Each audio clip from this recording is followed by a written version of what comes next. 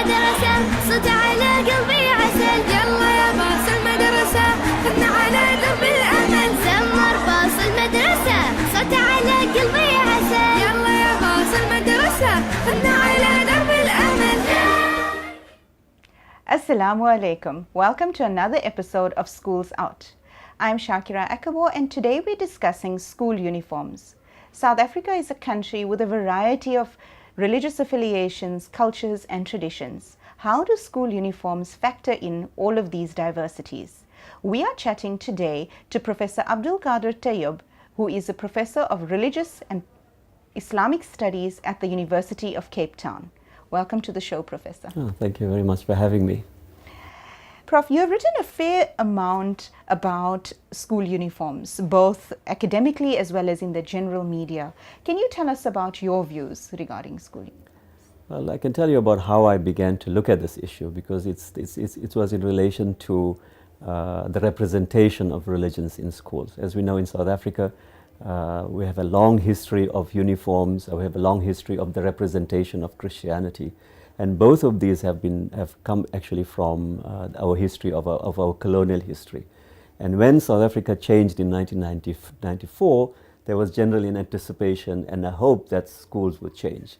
That where previously you had only the representation of Christianity in one form or another, now you could have different religious traditions. But we know that minority religions in particular have actually been facing discrimination in schools. At least from around 2001 or 2002, a number of learners, some of them in primary schools, some of them in high schools, have not been allowed to wear some form of religious dress, whether it is a headscarf that you might get in Islam or whether you get a nose ring of a young learner from a Hindu background, and more particularly learners from Rastafarian background, where they were not permitted to wear their hair or to grow their hair in a particular way. So learners have actually been facing discrimination, and the schools have argued that their uniform policies do not allow them to do so. And so often these learners have been sometimes expelled from school, sometimes kept out of this classroom, and many of these cases have actually landed up in courts, sometimes in the equality courts, sometimes also way up in very higher courts in South Africa. So South Africa is diverse, as you correctly said, but that diversity is not necessarily represented in the schools. And this diversity that you're talking about and the lack of representation, is there, if we had to go on the opposite end and say maybe there shouldn't be any school uniforms, do you propose that could be a solution?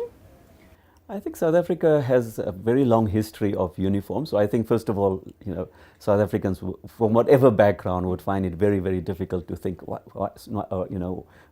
uniforms perform a certain function. They, help at least to help you choose which clothes you want to wear in the mornings. I don't know whether the school learners would say the same thing because they think there's a little bit of burden on them. So South Africa comes from a history, but I think of wearing schools. But I think we need to interrogate that history. We need to look at what schools' uniforms mean in South African schools, what they have meant in the past, and what they mean today. So and I think before we begin to think about whether we should have uniforms or not have uniform, before you have a position, I think we should recognize that uniforms have often been used in a very punitive way. That you have to wear uniforms. That if you don't wear a single, if the color of your tie or maybe the color of a head covering is slightly different, of a different color, then you are punishable. I mean, it is that is reason for being. It's an offense that you necessarily get yourself against. The school principal will take you to task, or maybe the prefects will try to get brownie points against you, so that they can work. They can curry favor with the teachers against you. So your uniforms have become part of this kind of a punitive structure in schools, which I think is actually quite negative as such. So it becomes problematic when learners, obviously now, especially in the high schools, where they want to express themselves. And you had written a lot about learners wanting to express themselves and suppressing identities. Yes, I think one way in which learners, we know throughout South Africa and actually throughout the world, as teenagers, this is when you begin to acquire a sense of identity, a sense of your idea of self. So if a uniform doesn't allow you to do that. Well, it may allow you to do that, but you really have to try hard. So I think the freedom of religion gives you one opportunity to explore an identity or to perhaps even experiment with an identity. So, and I think that when we think about in South African schools, what has happened is that particularly children from African backgrounds who are, and Rastafarianism is a religion that presents an alternative. It is derived from Christianity. Well, maybe Rastafarians will disagree with how I'm talking about it, but they draw a lot on the Bible to think about their identity, but they're also against European Christianity. And so they see their roots within Africa. And one of the forms in which it shows on the body of a learner, or if anybody, any for that matter, is the way they wear their headgear. And I think that as a teenager, if you think of yourself, your identity, who you are, and you want to adopt that identity, at least at some point, or you're following your, the tradition of your family, I don't think that, cannot see why schools cannot accommodate that. And they have stopped that. I mean, they have gone all the way to, like I said, prevented, taken the learners out of the classrooms, expelled them from schools, until South African courts have come in and made a judgment about how to treat religious practices, at least bodily religious practices that would go against uniforms. Okay. You mentioned the courts. What have the South African courts actually said in terms of the value of school uniforms? Well, the South African courts have not really questioned. I mean, they've often said that the South African, the Department of Education, first of all, what they've done is that in all of these cases, whenever these cases have come even close to the courts or in the courts themselves, the judges have always said that students have the right to express themselves religiously. Whatever religion they've come up with, they have to be given that freedom to do so. And they've gone against the schools, they've gone against the student governing bodies, they've gone against any kind of opposition put up by the schools. Frankly, I'm quite surprised how much the schools have tried to resist this, because I think it's the most obvious thing to do, to think that you want to express yourself in a religious fashion because it is required within your religion or in your tradition, or like I said, it is something that you acquire as a young person, that now you are thinking that you want to be a devout Rastafarian, or you want to be a devout Muslim, or you want to express in that way. It seems that our uniform policies, our assumptions of what are uniforms, did not make that kind of agreement. At least did not make that allowance for learners to express themselves. So the judges have generally come up and said, this should not be prohibited at all, and that has become in court case after court cases. The fact that so many have to be done in order just to teach South Africans that this is the value of the Constitution and this is the value of freedom of expression. The courts, though, have actually suggested that there is some value in uniforms. They haven't said that uniform should not be permitted at all, or uniform should just be done away with completely. They haven't gone that extent.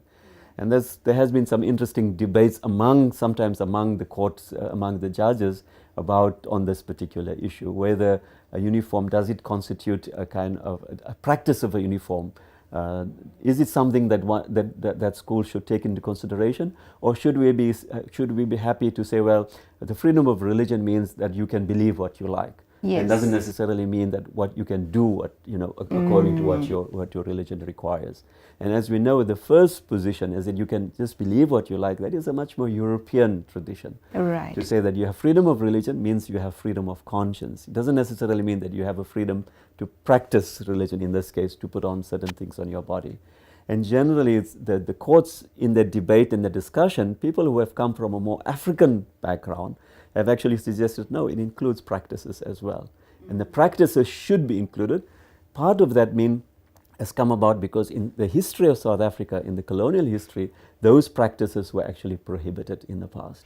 So therefore, the very principle of freedom that we have since 1994 doesn't necessarily only mean that you can believe what you like, but it also means that you can go into the public sphere, whether it is in a school or in the society, with your uniform, and not with your uniform, but with your particular individual cultural or religious dress. Okay. In South Africa, as you mentioned, we have so many cultures. How is it possible for a school to maintain some sense of or look of orderliness as well as catering for diversity? Do you think it's possible? Yeah, I think we need to think about whether orderliness is really a good value. You know, we have to think about school. Is it a place where you are disciplining people, that you are creating order, or you are using the opportunity to help them to express themselves, to become valuable and to become responsible citizens? I think that it might be difficult for us to imagine schools without uniforms, but perhaps we should think about that as, why do we actually need it? And should we, there might be an easier way of thinking about uniforms as just a general marker, but to use punitive measures to limit what pupils do, to force them to think about some crazy ways of going against the schools, is probably not the best way to go. So you suggest maybe a general guideline as to what learners should wear appropriate clothing.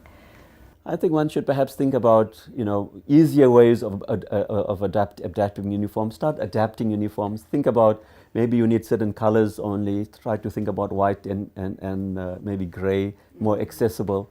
But if you start reducing the punitive levels at which uniforms work, perhaps that can become a more easier way of thinking about a school where uniforms don't become the be-all and the end of everything. Yeah, that's wise words indeed. Thank you very much, Professor. You're welcome. And stay with us. After the break, we will look at two schools with differing uniform policies.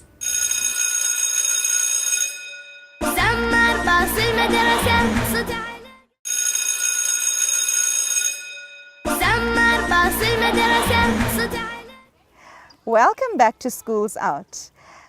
We are continuing the discussion with school uniforms, and with me now is Heather Croish from the Chartwell House Montessori School in Fourways, Johannesburg.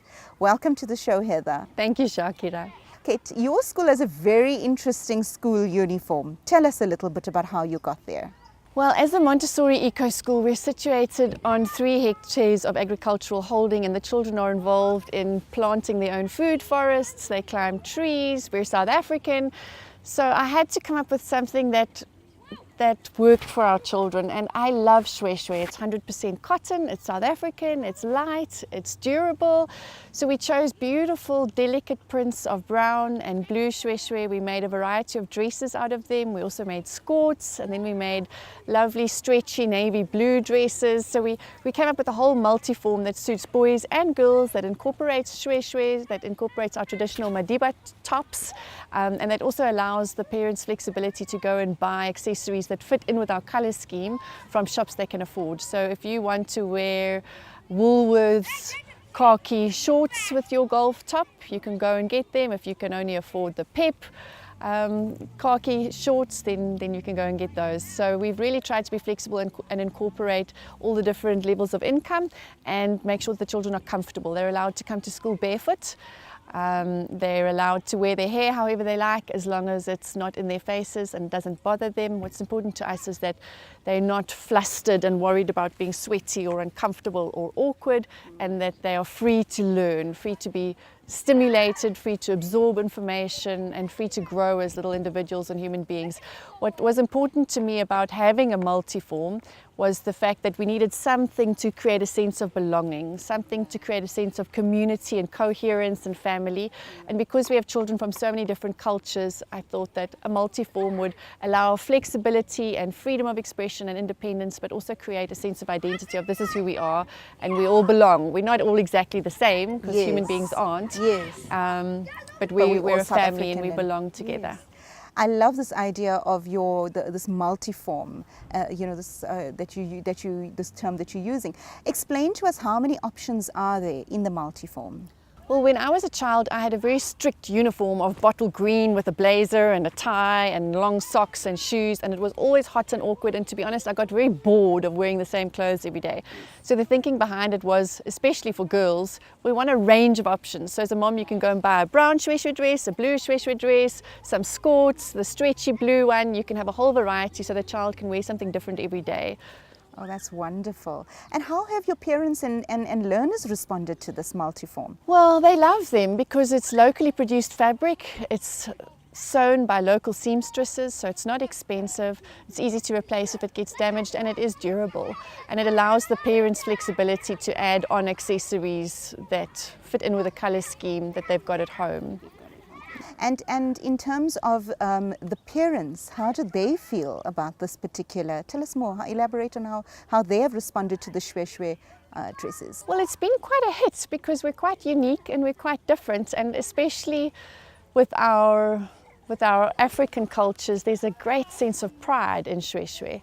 And although I may not have a brown skin, I'm completely South African, and I have a variety of shwe shwe dresses at home, red ones and different colors, and I love to wear them. So, and even on Heritage Day on Monday, we just saw so many parents and so many children in their traditional outfits, and so much of it incorporated shwe shwe. So I think it really creates a sense of unity out of our diversity. It's beautiful, and we've all bought into it. Okay, and now commonly schools that follow the strict uniform that you mentioned when you were a child, and it still is the same today, I think, in most schools in South Africa, those type of schools would say that there's an element of discipline attached to clothing and that kind of thing. Tell us about your experience in terms of discipline and the clothing choices.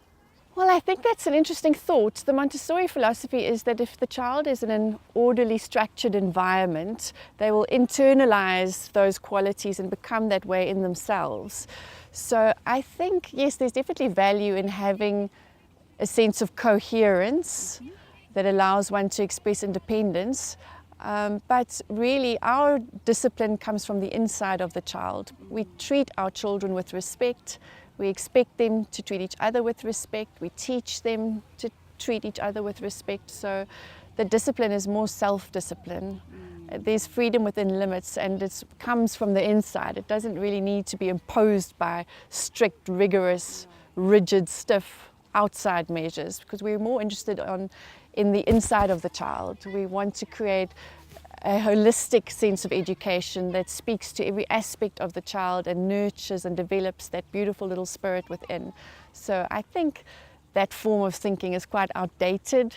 I think the modern child, like all children, is a beautiful child and needs to be nourished and supported to be who they are. Absolutely. So our sense of multiform is really more about creating unity and family than it is about imposing discipline on children. It's not about that. Heather, you mentioned that you have shwe shwe outfits. Can you give us some examples of this shwe shwe clothing? Sure, I can. Didi, Sarah Rose, Grace, Tabani, please come here.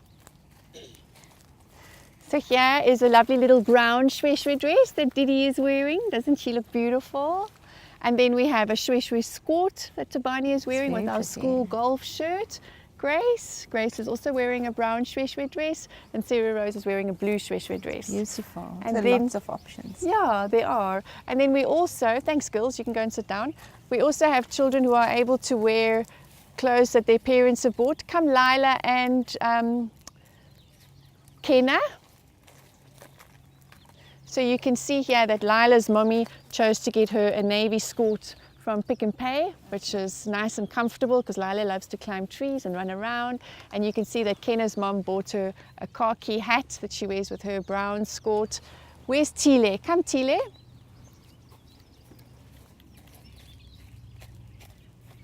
Thank you. This is Tile, and Tile is wearing some lovely shorts that his mom bought at a shop of her convenience, and he's wearing a different school hat. So the colors all blend. Right. And it all feels like it belongs together, but you can wear your own shoes, you can be barefoot, whatever. The choice is yours, really. Yes. Okay, this is wonderful. I love your idea of the multiform, and thank you for sharing with us. It's a big pleasure. Okay, thank you, Heather. You're welcome. And that's all we've got time for at Heather's School. Next, we go to Sutherland High School in Centurion. Stay with us.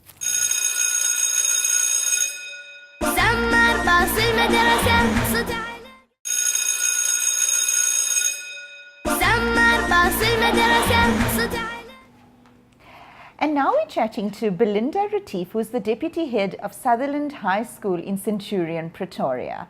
And she's going to tell us about her school uniform. Welcome to the show, Belinda. Thank you. So tell us about your school uniform. We're very proud of our school uniform. Our colours are traditionally red, white and blue, and we also have a little bit of grey, like many of the South African school uniforms, in the pants and the skirts that the learners wear. And we also wear a tartan skirt in the summer for our girls. The children are very, very proud of their uniform. They wear it well. We have to check on them from time to time and discipline them like one would have to with all teenagers and with all children. But we do feel it gives them something to identify with, something to be proud of.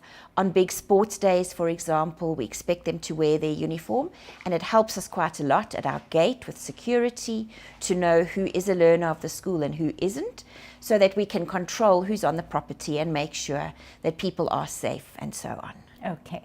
And tell us about, you had mentioned earlier when we were chatting that your school is actually very inclusive of cultures despite maintaining the uniform. Tell us about that. Absolutely. Our uniform is there to serve our learners. It's not there to serve anybody else. And so it needs to work for every single child who is part of the school. And they all need to feel like they can be proud of that uniform and it represents who they are. And so over the years we have found that many learners have different needs, and therefore the school uniform needs to change and keep up and be inclusive. So for example, we may have an albino child who needs to wear a cap all the time, whether it's during assembly time or not. Traditionally, perhaps people would think you have to take the hat off, but he never does, and that's absolutely fine. We have a number of Muslim learners in our community and in our area as well, and of course we allow the girls to wear the hijab. Some of them wear it all year round. Other times we'll find that the girls might wear it during Ramadan, or particularly if they're in mourning, they will. And we actually had a special scarf made that is in the school colours, and it's got a very subtle badge, a school badge on it, which also then helps with the uniformity, and we've had absolutely no problems or challenges with that. And also during Ramadan, boys in particular may say they'd like to grow their beards or not cut their hair or not cut their nails, and that's also absolutely fine. And it also helps all the learners to get to know each other's cultures more and understand what people's faith is and why it's so important to them. And so we try and include everybody who has got a specific need. Okay. And in many South African schools, discipline is often associated with school uniforms. How do you manage that within your school? We do work very hard on that, and we work very hard on our discipline and on our school uniform. We try and be positive with the learners. So as I said before, we want them to identify with the uniform and be proud of it and want to represent their school. And so we do it from that point of view. We usually would have every morning a brief registration lesson where all sorts of things get done with the children. We discuss the plans for the day, certain events that might be happening. We might hand out an exam timetable. And during that time, their registration teacher, who usually knows the learner quite well, that teacher will check on appearance and find out. Perhaps someone's lost their blazer, then we need to find out where is the blazer. Can we help you find your blazer or get a new blazer? And there we check whether they're wearing their hair correctly and is the uniform clean. And very often as well, what we do pick up, where learners are in distress and perhaps things are not going well at home and so on, one will often see it on the uniform. So it can be quite a good tool. For example, maybe the uniform is dirty or it hasn't been ironed, and then it's sometimes actually a sign that perhaps we need to find out, does this learner need extra assistance? So it helps us in that way. Okay, so how do learners and parents view the uniform? We don't have a lot of negative feedback about our uniform. Generally, the parents are very supportive. They like their children to look smart. They like them to come to our school. Our school is quite well known, and we're very lucky to have quite a good reputation. So generally our parents really do support us as far as the uniform goes. A few years ago, we updated our code of conduct, and we invited all our stakeholders, our learners, our parents, people in the community to make submissions about the school uniform. Would they like things altered or changed? And there were a few suggestions that we worked on. So our code of conduct and our uniform belongs to our whole school community. It's not just something that only the educators think up. And the learners as well, many of them strive to wear items of the uniform, such as in matric there are a number of special blazers, awards blazers, or a white blazer for academics, a red blazer which represents leadership, and they really strive for that and they want to work hard towards that. So it's a very positive thing for them to be able to strive for and to work on. And then from time to time, again, with teenagers, one does get challenges, but we work within that. That is part of being a school and of having teenagers and young people who also want to sometimes challenge and do things differently. And we just try always to work very positively with our learners. Thank you, and sounds like you have a very inclusive approach when it comes to uniforms. Thank you very much. We do try hard, and we certainly hope that if there is anybody that feels they would like to come forward and ask about the uniform or apply for different concessions, that we would be able to accommodate them. For example, in winter this year, it's been a particularly cold winter, and we had some young ladies come and ask if we could introduce pants to the school uniform, which we have never had in the past. And for many years in the past, we absolutely said, no, that's not ladylike, we can't accept it, and it was not allowed in the past. But in fact, again, we engaged with learners on this occasion, we engaged with our school governing body, and we have now decided in winter to also introduce as an option either the skirt, which they usually would wear, or the pair of pants, which is lovely and comfortable. Thank you so much, Belinda, for chatting to us about your school's uniform. And that was Belinda Retief from Sutherland High School in Centurion, Pretoria, and their approach on a very inclusive school uniform. Thank you for watching this episode. I hope you found it informative and useful. Join us again next week for another episode of Schools Out. Assalamu alaikum wa rahmatullahi wa barakatuh.